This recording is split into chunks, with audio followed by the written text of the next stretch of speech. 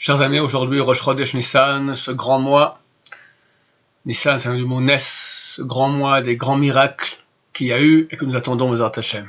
Nous avons appris ce matin une très bonne nouvelle, une nouvelle extraordinaire, que un des hommes les plus saints de ce monde, Rabbi David Abou Hatzera, le fils de Baba Meir, petit-fils de Baba Saleh, arrière-petit-fils de Rabbi Yaakov Abou Hatzera, Abir Yaakov, un des grands hommes de ce monde, a dit que ça y est, on y est.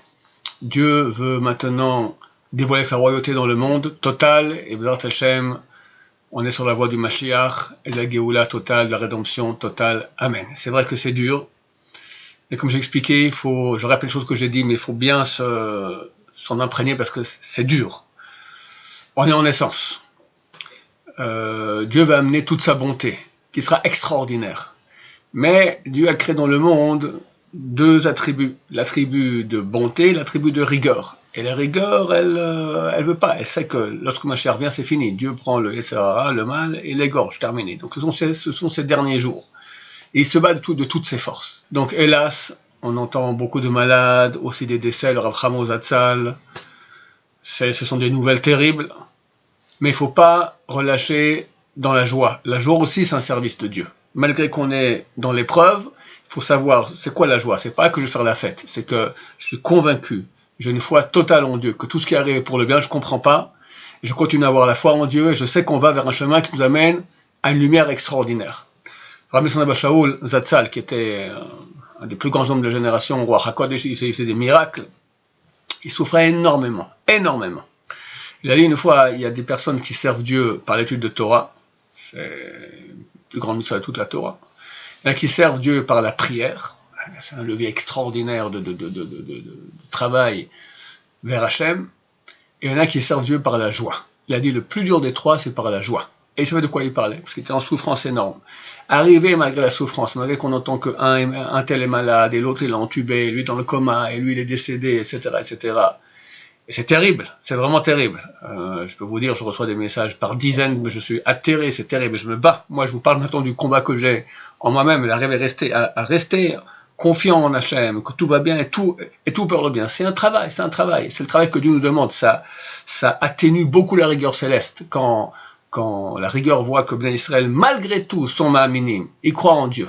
Et je peux vous dire que je pense qu'on s'en sort haut la main, parce que ça aurait pu être des milliers de fois pire. Hier a eu un grand jour de prière.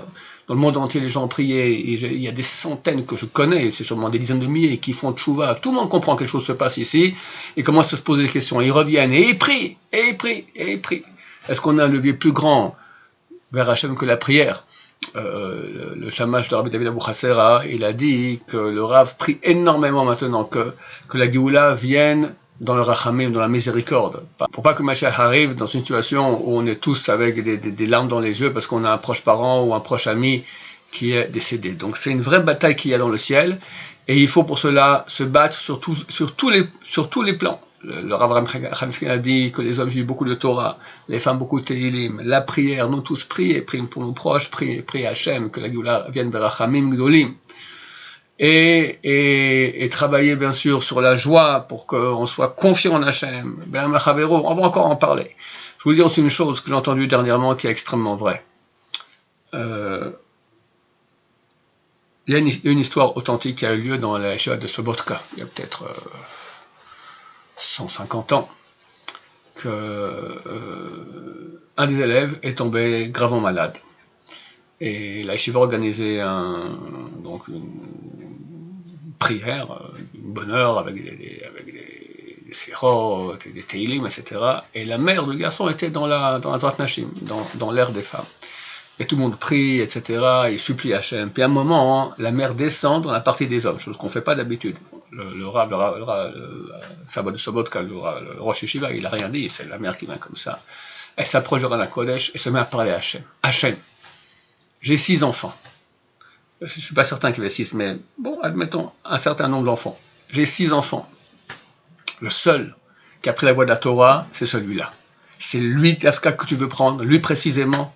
Lui, je veux que tu ne prennes aucun, mais t'imagines le Chilul Hashem qu'il y aura maintenant, tout le monde va dire, regardez, tous ceux qui n'ont pas fait la Torah, ils ont vécu, celui qui fait la Torah, il est tombé malade, pour finir, il est décédé. C'est ton nom, C'est un chilul Hashem, ce serait une profanation du nom de Dieu. Elle se met à pleurer comme ça, à parler Hashem. Baruch Hashem, le garçon a guéri et il est en bonne santé, très bien. Un jour, le Rav Sobotka a dit, vous croyez que c'est nos prières à nous qui ont fait quelque chose? Pas du tout. C'est les paroles de sa mère. Pas les prières qu'elle a fait, les paroles. Et effectivement, il y a une preuve à cela. Lorsque Bnei Israël font le veau d'or, alors Moshe va intercéder pour que Dieu pardonne au peuple d'Israël. Qu'est-ce qu'il dit? Il dit, Hachem, les Égyptiens vont dire que tu as sorti ton peuple avec un bras puissant pour aller les tuer dans le désert. Qu'est-ce qu'ils vont dire? C'est quoi ce Dieu-là? Ce sera un chilul Hashem. C'est un chilul Hashem.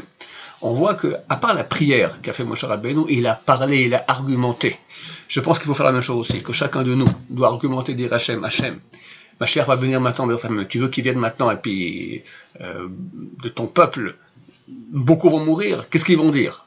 Où sera la joie? Où sera le Kiddush Hashem? C'est un chilul Hashem. Fais-le pour ton nom, pas pour nous. Nous on ne mérite pas, mais pour toi.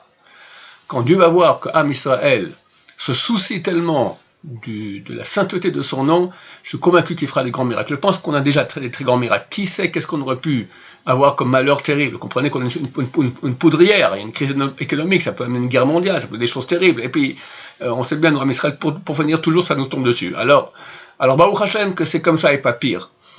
Je suis convaincu que le Rav Chamo Zatzal est parti en tant que sacrifice, on appelle ça Korban Tzibour, sacrifice du public. Et Dieu, au lieu de prendre 1000 personnes, il prend un tzaddik, et la mort du tzaddik, elle expie la faute et la mort qu'aurait dû avoir sur des milliers d'autres juifs. Donc, à nous tous de prendre à cœur cela que peut-être nous on aurait dû pardonner à sa place, et faire une grande chouva.